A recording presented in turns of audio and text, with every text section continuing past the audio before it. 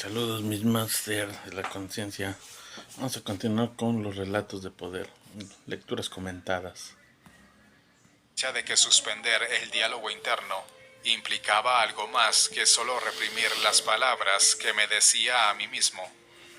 Todos mis procesos intelectuales se detuvieron y me sentí como suspendido, flotando.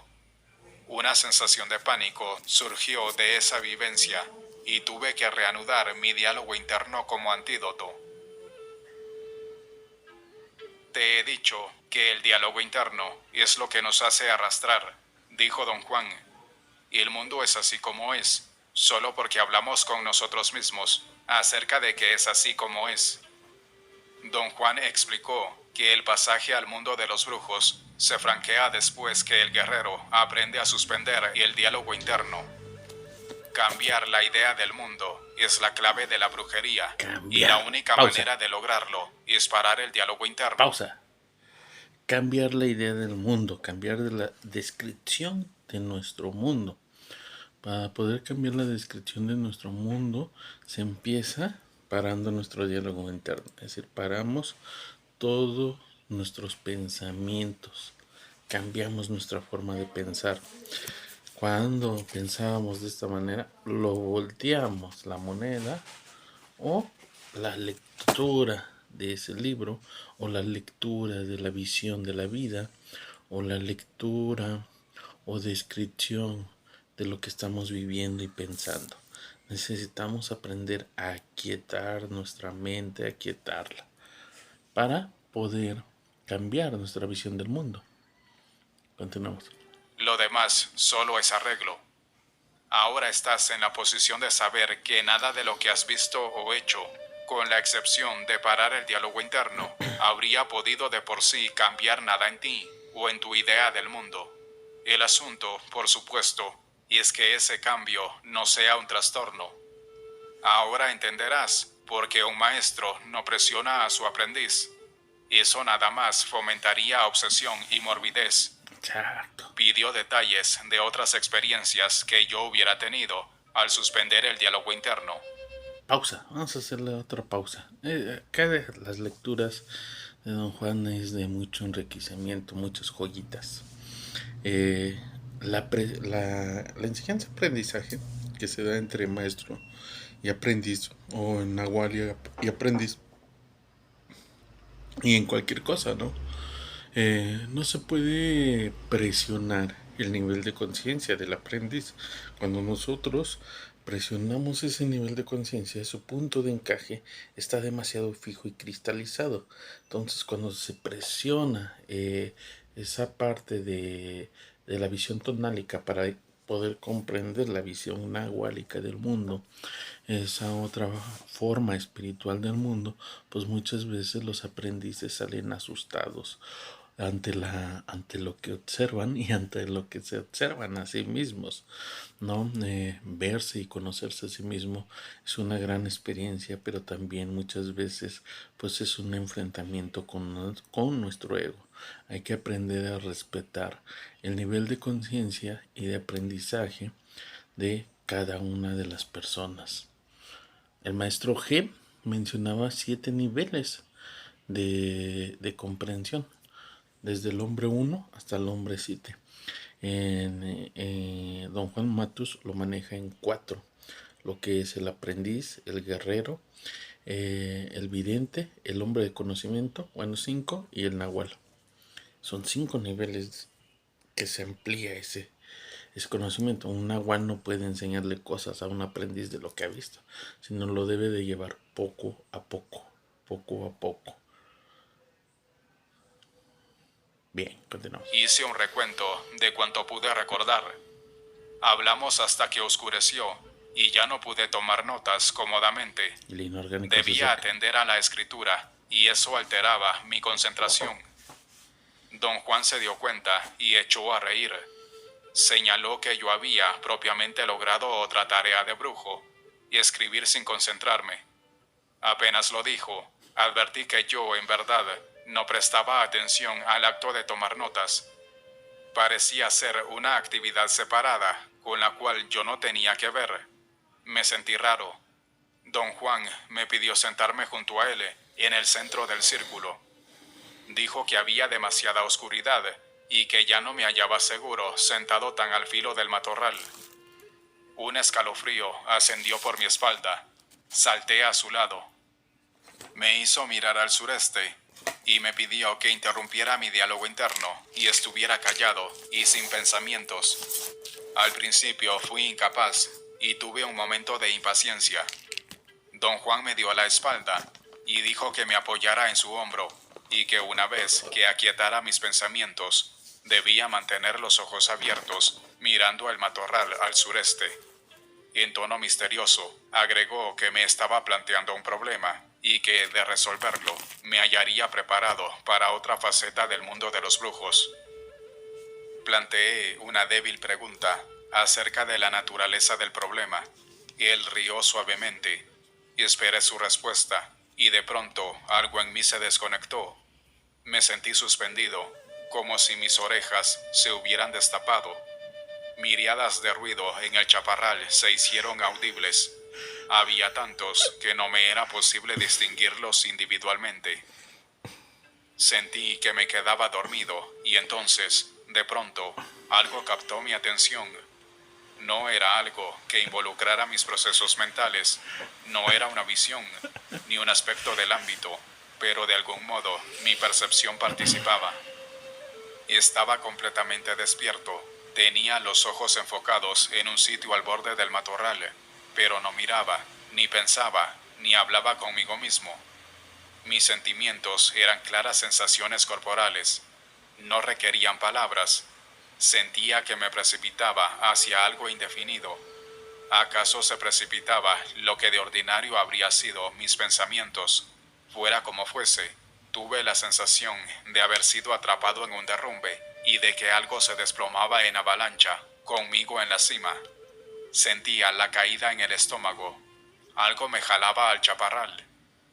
Discernía la masa oscura de las matas frente a mí. No era, sin embargo, una tiniebla indiferenciada como lo sería ordinariamente. Veía cada arbusto individual como si lo mirara en un crepúsculo oscuro. Parecían moverse. La masa de su follaje semejaba faldas negras ondeando en mi dirección como si las agitara el viento. Pero no había viento. Quedé absorto en sus hipnóticos movimientos. Era un escarceo pulsante que parecía acercármelas más y más. Noté una silueta más clara, como superpuesta en las formas oscuras de las matas. Enfoqué los ojos en un sitio al lado de la silueta y pude percibir en ella un resplandor verdoso pálido. Luego la miré sin enfocar y tuve la certeza de que se trataba de un hombre oculto en las matas. Me hallaba en ese momento en un estado muy peculiar de conciencia. Tenía conocimiento del entorno y de los procesos mentales que el entorno engendraba en mí, pero no pensaba como pienso de ordinario. Por ejemplo, al darme cuenta de que la silueta superpuesta en las matas era un hombre, rememoré otra ocasión en el desierto. En aquel entonces, mientras don Genaro y yo caminábamos de noche por el chaparral, noté que un hombre se ocultaba entre los arbustos, detrás de nosotros, pero lo perdí de vista apenas traté de explicar racionalmente el fenómeno. Y esta vez, sin embargo, sentí llevar la ventaja y me rehusé a explicar o pensar en absoluto. Durante un momento, tuve la impresión de que podía retener al hombre y forzarlo a permanecer dentro de mí, y ya no pude conservar en tensión los músculos de mi abdomen.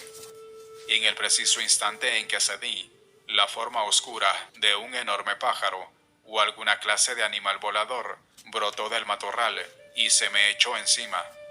Fue como si la figura del hombre se hubiera transformado. Pausa. Está enfocado, está atento, Carlitos. Tiene la visión periférica. Está en el lugar de poder. Y está esperando. No sabe qué es. Don Juan sí sabe que es el inorgánico. Lo está cazando. Y entonces dice Carlos, sentí cómo se me aflojaba el estómago. El punto de la voluntad. Cuando nosotros sentimos una vibración, muchas veces con nuestros semejantes, o cuando entramos a algún lugar, o con alguna persona, o alguna atmósfera, algún aire, etcétera, donde primero percibimos y nos debemos de poner alerta, es cuando sentimos el golpe en la zona del tantien, en la zona de la voluntad, la zona del ombligo, de nuestro centro, de nuestro lin. ¡Fum! Rápido, cuando sentimos una vibración, hay que ponernos alerta, a ver qué está pasando. Por eso se lo cabrean ahorita a Carlos, pero vamos a ver cómo reacciona. En la de un ave, tuve la clara percepción consciente del miedo. Di una bocanada y luego un fuerte grito y caí de espaldas. Don Juan me ayudó a incorporarme. Su rostro estaba muy cerca del mío. Reía. ¿Qué fue eso?, vociferé. Me silenció, cubriéndome la boca con la mano. Acercó los labios a mi oído y susurró que debíamos abandonar el sitio en forma tranquila y sosegada, como si nada hubiera ocurrido. Caminamos lado a lado. Su paso era sereno y parejo. Un par de veces volvió rápidamente la cabeza. Lo imité y en las 2 ocasiones pude ver una masa oscura que parecía seguirnos. Oí a mis espaldas un chillido escalofriante. Experimenté un momento de terror puro. Un movimiento ondulatorio recorrió en espasmos los músculos de mi estómago, creciendo en intensidad hasta que sencillamente forzó mi cuerpo a correr. Para hablar de mi reacción, rápido, sintió ahí. Lo primero que hace es correr. Vamos a ver. Es imprescindible usar la terminología de Don Juan. Así puedo decir que mi cuerpo, a causa del susto experimentado, fue capaz de ejecutar lo que él llama la marcha de poder, una técnica que me había enseñado años atrás para correr en la oscuridad sin tropezar ni lastimarse en forma alguna. No tuve conciencia clara de qué había hecho ni de cómo lo hice. De pronto me hallé nuevamente en la casa de Don Juan. Al parecer, él había corrido también y llegamos al mismo tiempo. Encendió su lámpara de querosén, la colgó de... Esa es una buena técnica. Fíjense, en este capítulo del enfrentamiento contra el inorgánico, hay muchas técnicas muy buenas que nos está dando don Juan Matos. Está dando la caminata, la marcha de poder, pero la marcha de poder es en la oscuridad. Pum, pum, pum, pum, pum, pum, pum. Es muy diferente caminar de día con el sol y muy diferente es caminar en la oscuridad o correr en la oscuridad, tanto en la ciudad como en montaña. Es decir, en la madre naturaleza es la vibra, ¿no? Ahí sientes ahora sí, el tantien, ¿no? El silencio interno, el aquietamiento nos está dando la contemplación, sentarse en un lugar de poder y aquietar y contemplar nuestro entorno. Bien, cambiar nuestra visión del mundo. Bien, continuemos. Una viga en el techo. Cállate, y gordito. con toda naturalidad me invitó a tomar asiento y relajarme. Troté marcando el paso durante un rato, hasta que mi nerviosismo se redujo a proporciones manejables. Luego me senté. Enfáticamente me ordenó actuar como si nada hubiera pasado y me entregó mi cuaderno. Yo no había advertido que, en mi prisa por salir del matorral, lo dejé caer. ¿Qué es lo que pasó, don Juan?, pregunté por fin. Tenías una cita con el conocimiento, repuso, señalando con un movimiento de barbilla el borde oscuro del chaparral. Te llevé allá porque encontré al conocimiento ahí dando vueltas alrededor de la casa cuando llegaste. Podrías decir que el conocimiento sabía de tu venida y te esperaba. En lugar de enfrentarlo aquí, me pareció propio enfrentarlo en un sitio de poder. Y entonces preparé una prueba para ver si tenías suficiente poder personal para separarlo del resto de las cosas en torno nuestro. Lo hiciste muy bien. No se vaya tan deprisa, protesté. Vi la silueta de un hombre escondido detrás de una mata y luego vi un enorme pájaro. No viste un hombre, dijo con énfasis. Tampoco viste un pájaro. La silueta en las matas y lo que voló hacia nosotros era una polilla. Si quieres ser exacto en términos de brujo, pero muy ridículo en tus propios términos, puedes decir que esta noche tenías cita con una polilla, y el conocimiento es una polilla. Me dirigió una mirada penetrante. La luz de la linterna creaba sombras extrañas en su cara. Aparté los ojos. A lo mejor tendrás bastante poder personal para desilvanar hoy ese misterio. Si no es hoy, será mañana. Recuerda, todavía me debes 6 días. Don Juan se puso en pie y fue a la cocina en la parte trasera de la casa. Tomó la linterna y la puso contra la pared, sobre el tocón bajo y redondo que usaba como banco. Nos sentamos en el suelo, uno frente al otro, y nos servimos frijoles y carne de una olla que él había colocado frente a nosotros. Comimos en silencio. De vez en cuando me echaba vistazos furtivos y parecía a punto de reír. Sus ojos semejaban 2 ranuras. Al mirarme los abría un poco y la humedad de la córnea reflejaba la luz de la linterna. Parecía estar usando la luz para crear un reflejo. Jugaba con el reflejo, sacudiendo la cabeza y en forma casi imperceptible cada vez que enfocaba en mí los ojos. El efecto era un fascinante estremecimiento luminoso. Tomé conciencia de sus maniobras después de que las hubo ejecutado un par de veces. Me sentí convencido de que actuaba con un propósito definido. No pude menos que preguntarle al respecto. Tengo un motivo ulterior, dijo, empleando una voz tranquilizadora. Te estoy calmando con mis ojos. No parece que te estés poniendo más nervioso, ¿verdad? Tuve que admitir que me sentía bastante a mis anchas. Y el cintilar constante de sus ojos no era ominoso, ni me había asustado o molestado en forma alguna. Pausa.